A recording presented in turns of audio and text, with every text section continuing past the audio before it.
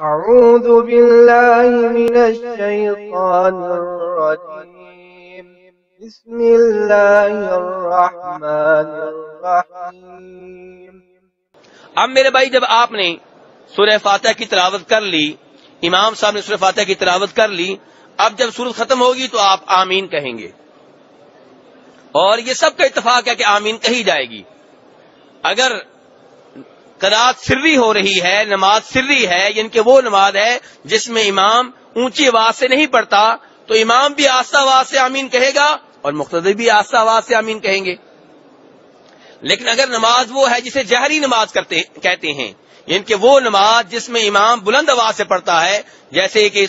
فجر کی نماز ہے، مغرب کی نماز ہے، عشاء کی نماز ہے، تب امام اونچی آواز سے آمین کہے گا اور پھر مقتدی بھی اونچی آواز سے آمین کہیں گے۔ اس کی دلیل پہلے نمبر پہ وہ حدیث ہے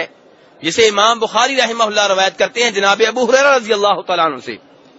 کہ اذا امن الامام فامنوا، جب امام آمین کہے تو تم بھی آمین کہو۔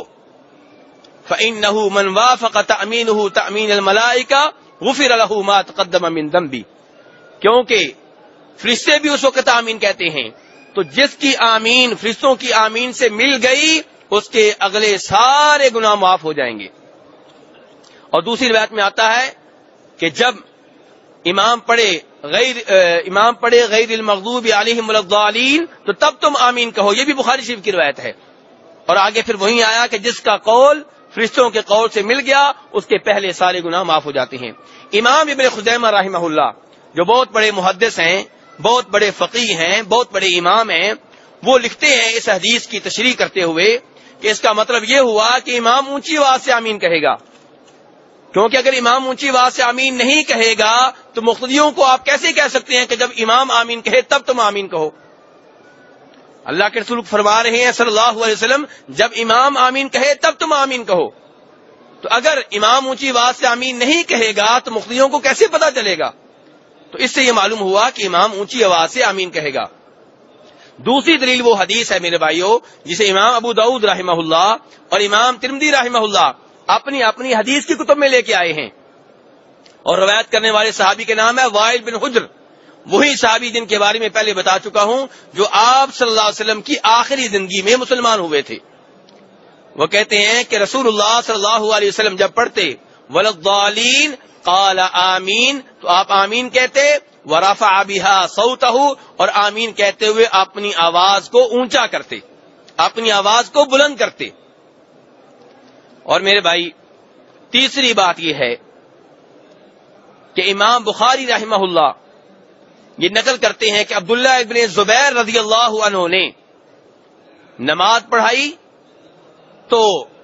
جب انہوں نے آمین کہی اور ان کے مقتدیوں نے آمین کہی تو اتنی اونچی آواز سے کہی کہ مسجد گونج پڑی۔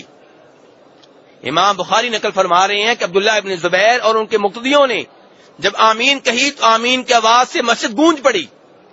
اور امام بہقی رحمہ اللہ اور امام ابن حبان کتاب الثقات میں نقل کرتے ہیں عطا ابن ابی رباح تابعی سے، یہ تابعی کہتے ہیں کہ میں نے نماز پڑھی اور جس مسجد میں نماز پڑھی وہاں پہ 200 صحابہ کرام موجود تھے۔